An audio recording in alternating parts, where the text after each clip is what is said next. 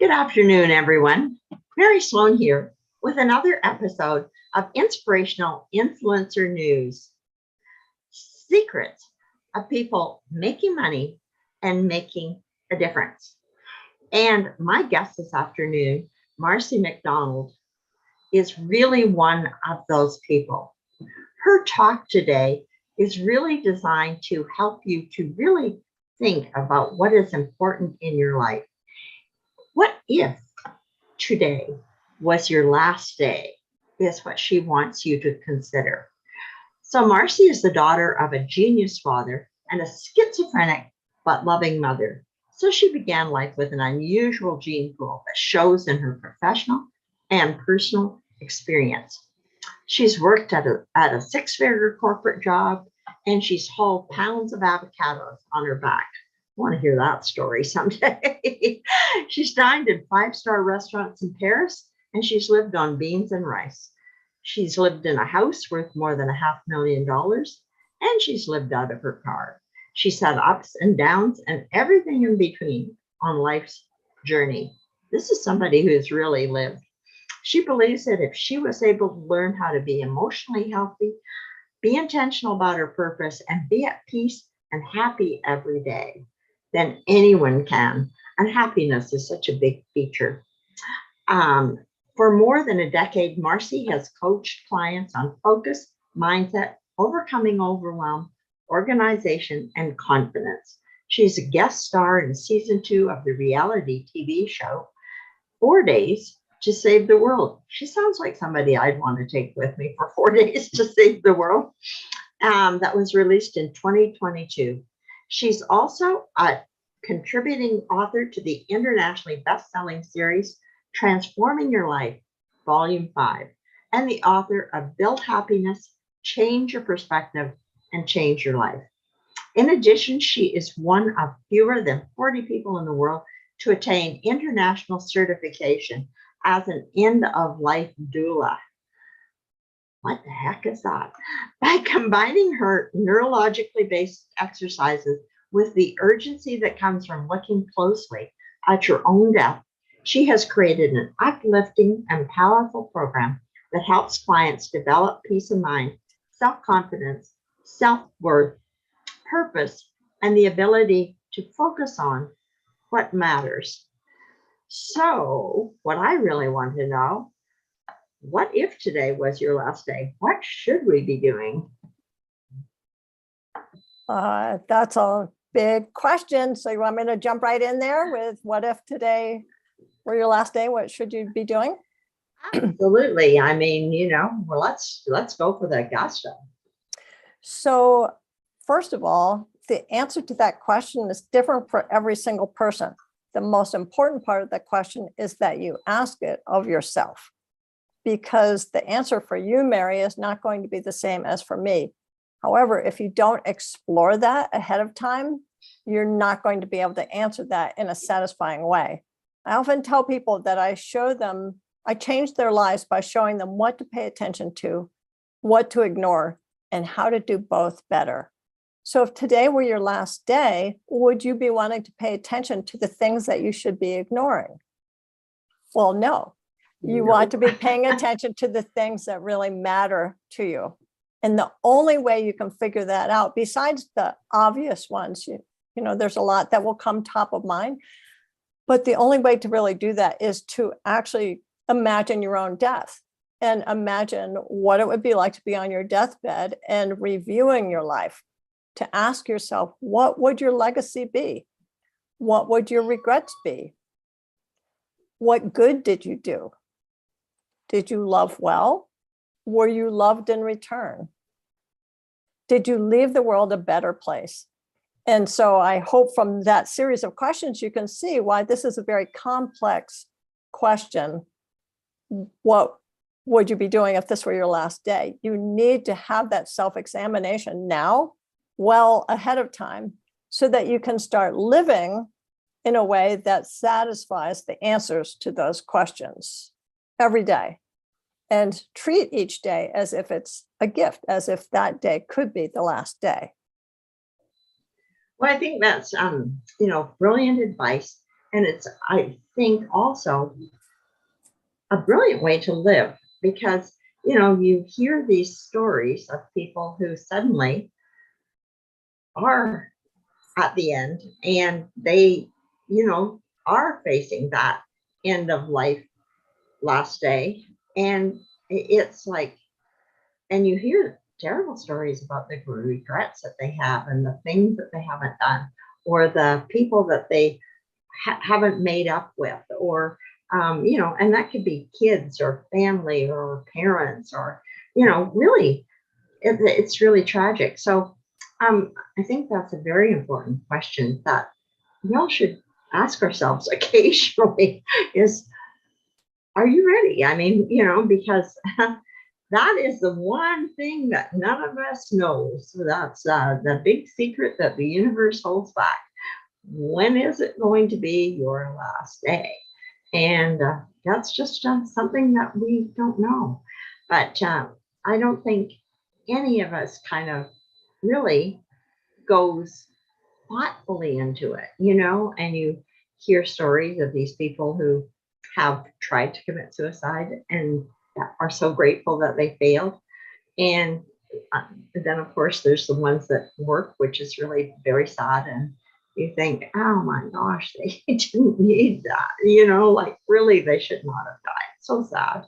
So, what else do we need to do to be sure that we're living a life that makes us want to live each day?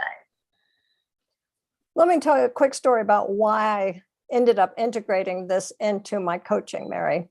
During the height of COVID, I got a call from a woman who said, my uncle's just been told he has a week to live. 1 week. So just everybody listening, just imagine 1 week to live. You're going to be scrambling, all the things you have to take care of, all the people, everything. Plus, oh my God, I'm dying. Well, so her uncle had just been given a week to live, and he was so weak that he couldn't sit up and talk to me on Zoom. And because it was during COVID, I couldn't go to him. So he was literally lying on his deathbed, and his niece held the laptop in front of him because he was too weak to hold it himself.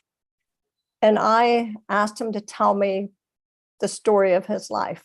And I just held space for him. I just listened because there's nothing that's more precious than honoring someone's passing and their life as they're sharing it with you.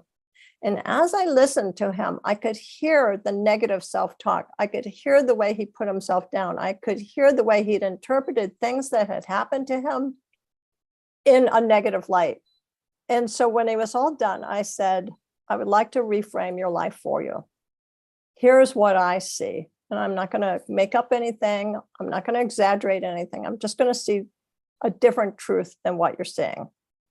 And I told him back the story of his life as I saw it, because what I saw was a caring man, a loyal man, a loving man. Some things had not worked the way he wanted. Some places in his life he saw as a failure. But I said, at least you tried. At least you tried to love, even if it wasn't reciprocated. And I painted a different view of his life for him and actually for his family who were sitting there with him. And he came to peace about who he was and what he had done and how he had lived. And he died just a few days later at peace. And his whole family was also at peace because he was not burdened with those regrets. So when you're thinking today, how do I use today? One very simple question is to say, what would my regrets be? Why would I have those regrets? What can I do about those regrets so that I'm not actually getting to the end of my life, still feeling this? Whether it's something as simple as, I always wanted to learn French, or I always wanted to travel somewhere, or I wanted to go to hear concerts more often. It could be anything. Or have better relationships, or tell my cousin I was sorry for stealing his pen in the 8th grade. It doesn't matter. All those things are things that have layered up in your life in not just the form of things that will be regrets, but in the ways that you are putting yourself down. You're not feeling as good about yourself. Maybe you haven't been adventurous, and so you feel bad about that. Whatever it is, you've been stacking these negative things all your life, all your days. And it shows up in many, many ways in your life. But if you just ask that simple question, what would my regrets be? And then you say, what's just one small step I could take so that this does not come true, so that this does not turn out to be my regret, and just move forward. And that also will help you live today as if it's your last day. Interesting. So you are an end-of-life doula. Is that some of the training that you get as an end-of-life doula, or what is an end-of-life doula? It's a good question. Some people have heard of birth doulas, bringing people into this life. An end-of-life doula helps people leave this life. And basically, we help the dying and their families come to peace physically, emotionally, spiritually, and practically, because there's a lot of things surrounding our dying that you just need to take care of. But then there's also things that most people don't think about, which is that you, if you're alert, can actually decide what your surroundings should be. You don't have to be in a hospital with, a bunch of bleep, bleep, bleep and being woken every 2 hours. You can be at home. You can have people coming in to visit you. You could have flowers. You could have no flowers. All those things are decisions that will make your passing more smooth for you and your whole family because you've communicated them. Unfortunately, most people are afraid of talking about dying. And so when it comes to your final moments, then it's much harder for everybody to just be present in what will turn out to be your last hours with each other.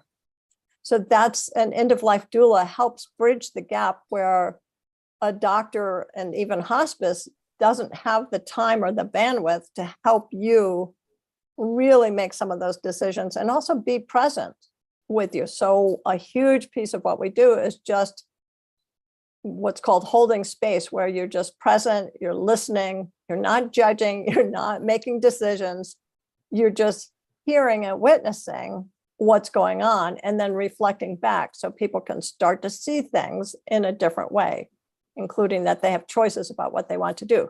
Now, that's a service that I do for people because it's very important. It's very lonely. It's very difficult. And it includes all the way up to immediate grief after someone has died for the family and loved ones. But the pieces of that I use in my coaching are the deep listening skills, the ability to hold space for someone and let them be seen. Mary, most people go through their entire life never feeling like they've been seen, like they've been heard, because the people they're talking with are so often so busy trying to figure out what they're going to say next, or they're up in their head, so they're not really paying attention. As a coach, as well as an end-of-life doula, it's all about you, baby. I am just here to hold a vessel and then bear witness to what I observe. And in that observation, I can see and notice things that you have not been able to see for yourself.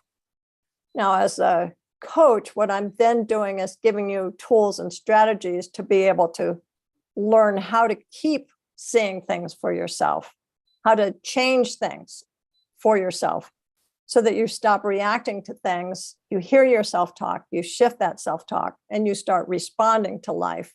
And that's all about being in the present, which again is all about treating each day as if it's the most precious thing you have and possibly your last day.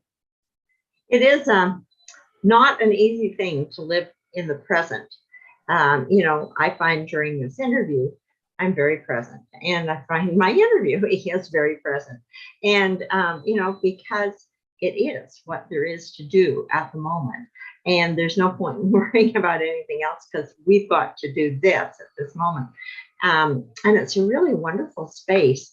So, if you could live more of your life like that, in that space of being totally present in the moment so that you get the moment, as opposed to not getting the moment because you're worried about last one or next one or the one that might never happen. Right. I think the joy in life is in being present. And I think of this as practical mindfulness. I mean, I have my woo-woo side, but I'm actually a very practical person. So I want to equip people to be also practical themselves in the ways they can be intentional about how they're going through their days, which means you're armed with ways to bring yourself back to the present. So it's super easy to get caught up in the whirlwind of all the things you have to do, or all the worries, or watching the news, or, you know, going down the doom and gloom path. All that just, it's like we're iron and it's a magnet and it wants to steal us away. But everybody can learn how to be paying attention to what they're hearing. That's the practical part of mindfulness. You're watching it, seeing, hearing, without it being obsessive, of course, but you notice, and your body is the first thing that's going to tell you, hey, you're processing stuff in a way that's making you feel bad physically. We start getting tension, headache, neck ache, backache, stomach ache, wherever it is you put that tension, that's a sign saying, hey, you're not living in the moment. You're living in some negative emotion. Okay, let me feel that and let me decide what I want to do about that. You can train yourself to do that. And that brings you back to your intention for the day and how you want to live and what you want to be doing, without beating yourself up for not being intentional. I think of purpose, you know, there's so much noise in the media about how do I find my purpose? What's my purpose? Well, I think a lot of it is a lot of brouhaha. We're not all Mother Teresa, right? Our purpose is to live with intention throughout every single day. And you can lay out your intention in 1 or 2 sentences and use that as the guiding framework for how you're interacting with people, whether it's at the grocery store or with your nephew who's living with you or whoever it is, or just sitting in front of the computer and trying to do your work if you're an entrepreneur. You have intentions around that, and you notice when you start to feel tense or unhappy or frustrated, oh, I'm not meeting that intention. I'm not being mindful in a practical way. What does this mean? What am I telling myself? Now, what do I want to do, without beating myself up for it? Yeah, that's really good advice, because just being intentional with your day, you know, like what are the things that you really intend to get accomplished today, and focus there. And other things will come in, and you can then assess, is it worth it? Is it not worth it? Yeah. Will it take me to my intention? Will it take me away from my intention? Can I wait till I have finished what I intended to get done today? Because, you know, it's sort of like sitting down in the morning and laying out the things that you're going to do today. And as everybody will tell you, you know, you can have a list of however many items you'd like. You probably are going to get 2, maybe 3 done. And the rest of it is going to be life. You know, it's sort of like, right, it will go by and you'll have interruptions and people will come in, and or the phone will ring or something will happen, and you are no longer able to just sit there. And it often takes a lot longer. I mean, this is my big bugbear. I never give myself enough time to do what needs to get done. You know, I will look at my day and go, oh, well, that'll take 5 minutes and that'll take, no, no, it doesn't. And so it's, I mean, that's one of the big challenges for me. It is. It is, not just for you, but for a lot of people. And I used to be that way. I mean, when I was in my corporate job, I would have a list that was 20 or 30 things. Plus I would have meetings every hour, or, you know, with no time between them. So you'd literally be running from meeting to meeting. It was not effective. So I had a post about this the other day on LinkedIn. I just said, is what you're doing not working? If it's not working, stop. But we get so accustomed to it, whether it's our mindset and our emotions and our reactions, or the feeling like I should be able to accomplish all the things on my list, even though I know in some part of me it will actually take 4 days to do this. I'm going to tell myself it will take 1. That's not working. So when you're emotionally healthy, you can say, stop, this isn't working. not going to beat myself up about it. I'm not going to take it personally. I'm just going to say, let me try something new. Here's an example of that, Mary, because this is all about your emotionally healthy mindset means that you are paying attention to what's going on. When my son and I owned our avocado and fruit ranch, there was a giant Quonset hut, and it housed all the tools for the tractors and the irrigation and everything. And for some unknown reason, that's where the washer and dryer were. So we had to haul everything down from the house down to the Quonset hut. And the dryer was set so that the door opened right on top of this rack of tools. So you could never open it all the way. It only went part way. So you'd pull stuff out of the washing machine and try to cram things in there. And invariably stuff fell on the filthy floor, which you could never get clean. And I went through this for months, just like cursing every time I had to do laundry. And one day I said, Marcy, this isn't working. Pay attention. This is frustrating. What are you going to do about it? And I turned the dryer and the washing machine so they were facing a different way. Then it was easy. I mean, we have stuff like that in all aspects of our lives, where if we just paid attention, we would come up with a better solution. And whether it's you with your lists and ascribing too little time, or needing to say, what's the one most important thing I'm going to get done today? Or stubbing your toe on a piece of furniture that's in the wrong place, like years on end. All those things are saying, pay attention to what's working, what's not working. Because if this were your last day, would you really want to be going through it frustrated because the dryer door went open, or you had this list that was impossible, or whatever it is? Being practically mindful means you just pay attention to how you're feeling, what's going on, and acknowledge that you don't have to do it that way. You can pick and choose. And if it's not something you can change, maybe it's someone else's house or a client that you don't care for, whatever it is, you can still change your attitude about it. You can still find your way through it. There's endless opportunities once you have this mindset.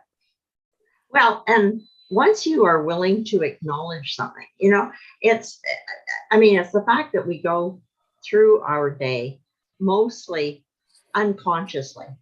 So I do this and I do that, and I go here and I go there, and I grab coffee here and I put my coffee in this kind of mug, blah, blah, blah, blah, blah. And that's just totally unconscious, mean, and would there be better things? Could you have a more, stop maybe, just stop in the middle of the day and go, okay, what am I doing here? What do I want to do for the rest of the day? I mean, if you're hearing the sound of our voices, just stop and ask yourself, what did I do today? Was it a good day?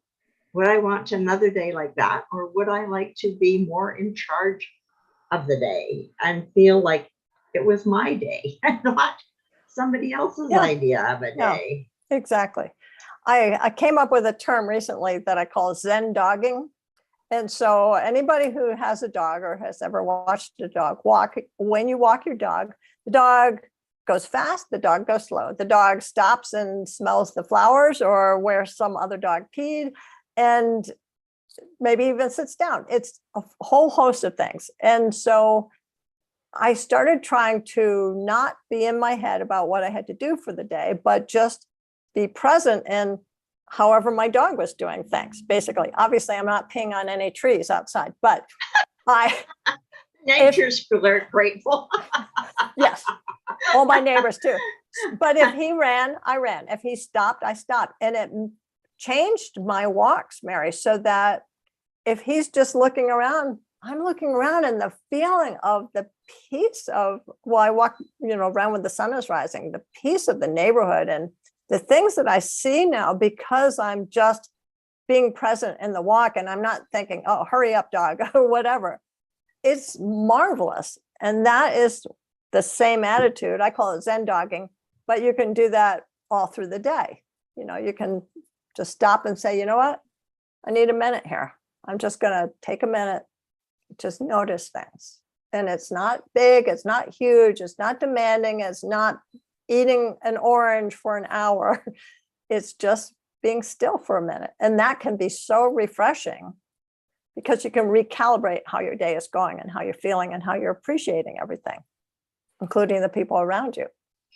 Yeah, I've learned to do that, and I've learned to do that a while ago, where, when you feel like, oh, what do I do next tonight? I do stop. Mhm.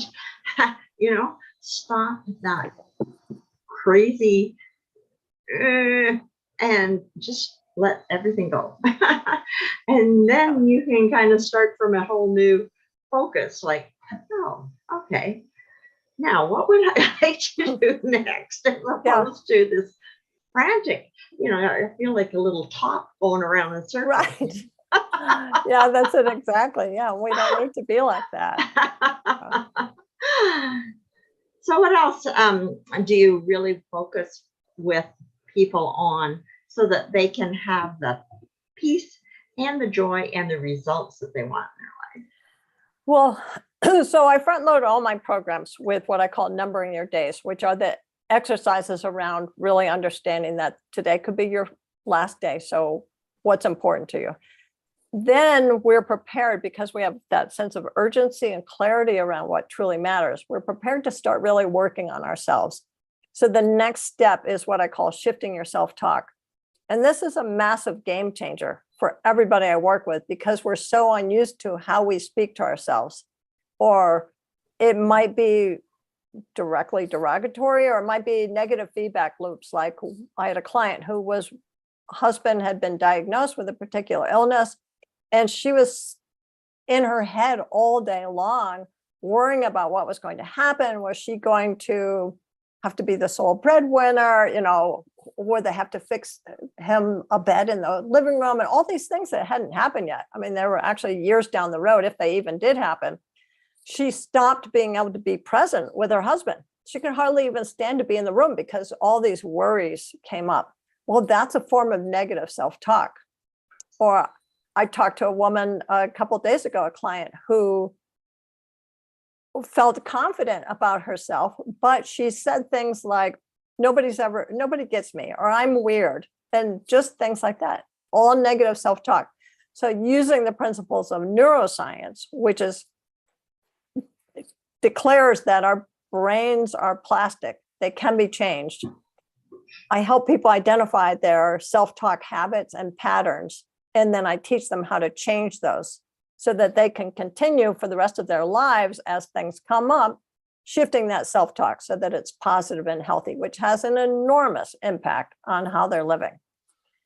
And from there, then we move into learning how to be present and really focused on what truly matters. So if you, all the things that we've said, if you can't face the idea of imagining today as your last day, just do this one thing. Just spend a day trying to listen to what you tell yourself about yourself, and then write it down. And then even spend 10 minutes. Or even 10 minutes. Start somewhere. And start somewhere. Even 5 minutes. Or ask someone to listen to you and you listen to them, because it's very hard to hear your own negative self-talk. The reason I gave it a whole day is because sometimes it takes a whole day before anybody even notices that they have been on a negative feedback loop or saying something unkind to themselves. But more than 70% of the population at some time experiences negative self-talk. I think it's probably higher than that because most people don't even realize it. And then you can start learning how to shift it. That again brings you back to having this day be real. You're not in your head. When you're in your head, you're not really living life. You're just living in this squirrel cage. Not very satisfying. Squirrels running around really fast. Yes. So helping us all go nowhere. Yes, exactly. And feel bad while we're doing it. Yeah, while we're not going anywhere. I want people to feel good. Anyway, we are coming to the end of our time together. This time always goes so fast. It's just amazing. What one thing do you really want people to take away from our talk today? Well, I mean, just simply put, you may only have today. So live it, love it, and learn from it. That's great. Live it, love it, learn from it. Perfect. And let this be the most amazing day ever. Yes. And it Anyway, is just because we get it. yeah. And, I mean, I think that's a great way to leave people on. How can people get hold of you, Marcy, if they want to know more and would love to have your help so they get more great days in their life? Because I think once you even experience a little bit of time where you're not running around like a squirrel and you actually are present for a few seconds, can be an amazing experience. And how can they get hold of you if they'd like to experience more of that? Well, I am on LinkedIn, happy to connect with anybody there, but the best thing is to go to my website, selfmasterytransformation.com. And there's a number of videos on the different pages. You can see what I'm like in person. There is a free gift on the very first page, 7 strategies to silence your inner critic, which is a great place to start doing some of the things we talked about today. And you can always just contact me through the form there. Yeah, just That's great. look into it. And for people who are watching and finding us, it will be in the descriptions. I know because I put it there. So if you go through the descriptions of the show, you will find how you can get hold of Marcy. And thank you again for coming and sharing this amazing thoughtfulness. I mean, I think that's the greatest gift that anybody could give, is teaching people how to stop their minds for a minute and just be quiet and thoughtful. Yeah, thank you so much for having me, Mary. My pleasure.